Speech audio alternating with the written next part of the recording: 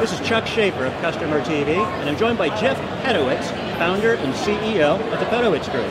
Jeff, thanks for taking some time out and joining me in conversation today. Thanks a lot, Chuck. Great to be here. Jeff, let me start off by talking a little bit to the biggest opportunities of marketing automation technology. Is there an overarching business opportunity that the software enables, or is there an overarching business problem that the software resolves? I think it's definitely an overarching business problem, which is helping connect marketing to revenue. Marketing automation as a platform enables that process to happen because it gives marketing the critical information to document how its campaigns are performing, and it can take information on those customers, pass it into CRM, and make the connection between lead and program and campaign data and opportunity and closed business data. Very good. Jeff, for the customers that are deploying this technology, are there other common benefits that they seek out to achieve? Well, certainly they want to get more efficient in their marketing operations. They want to be able to produce more campaigns with less effort. They want to be able to streamline their content and their operations, get better reporting, get better visibility into the things that they're trying to do. And overall, they're really trying to fundamentally improve in 6 major areas: overall revenue acquisition strategy, their people, their organizational development, skills, competencies, the processes related to demand generation, the technology that they use, the revenue marketing architecture, marketing automation, CRM, content, social, the content, and finally, revenue results. We call that the RM6 at the Pedowitz Group. Jeff, where do you think we are in terms of customers crossing a chasm to mainstream adoption of marketing technology? You know, honestly, I don't think it's quite there yet. This industry now is a good 15 years in. Started with Epiphany back in the 90s, and if you look at Salesforce's customer count alone, well over 80,000 companies. All of the major marketing automation companies combined are under 10,000. So we still have a very long way to go in terms of driving user adoption. We're seeing a very nice pickup over the last 24 months. The vendors are getting better at sharing the message, educating and advocating, but we have a long way to go before we get to mainstream adoption. What do you think it is that's holding customers back from more rapidly adopting this technology? It's hard. There's a lot of things that you have to do. As I mentioned, those 6 areas: strategy, people, process, technology, content. You're transforming. Marketing has to learn finance, get better at math. They have to think long range about their campaigns. They have to run multiple campaigns. They have to think about content in a fundamentally different way. That's a lot to ask of an average marketer. Doesn't mean that they're not smart, quite the opposite. It's just a different way of thinking. And so that's really what slowed the adoption more than anything else. There's just a lot of things to do. And even though the vendors have made the technology very easy to use, the technology is only the first part. It's all the process and the change that goes along with it.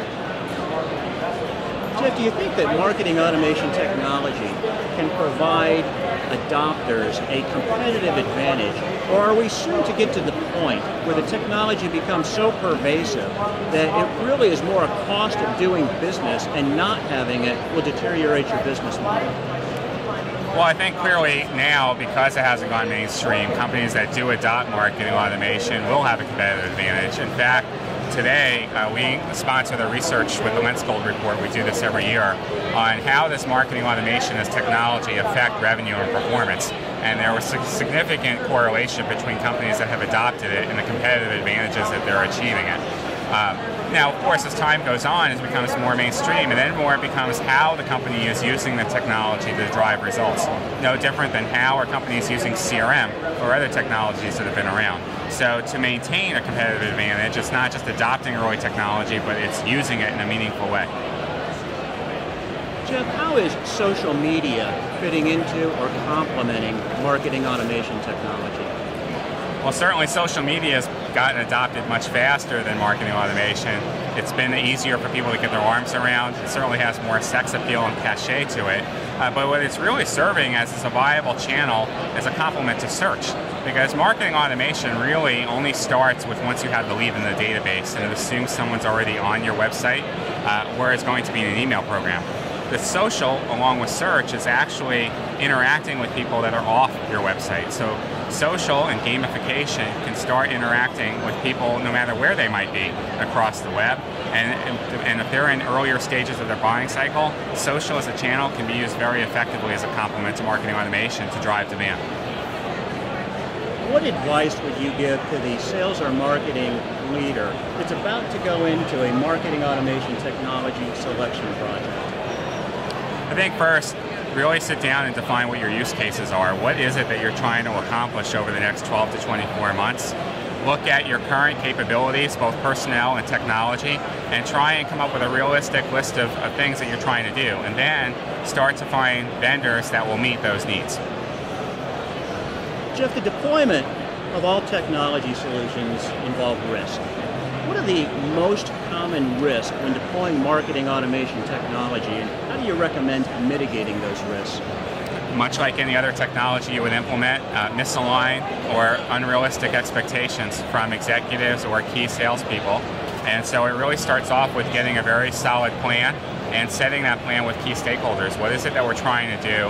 And then not trying to boil the ocean, coming up with a realistic plan of where you can get value.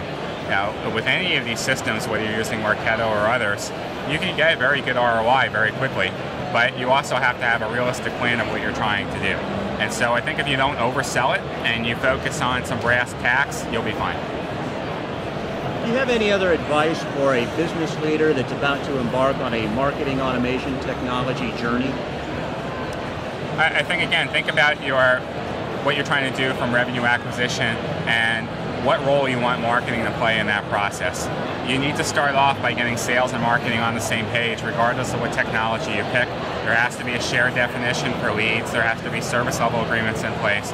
You need to take the time to realize that content is going to have to be very comprehensive and in multiple channels, and then really work on the plan versus the technology.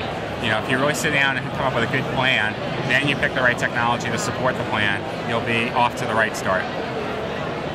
For my last question, if we look ahead a couple of years, how do you expect the marketing automation technology industry to change or to evolve?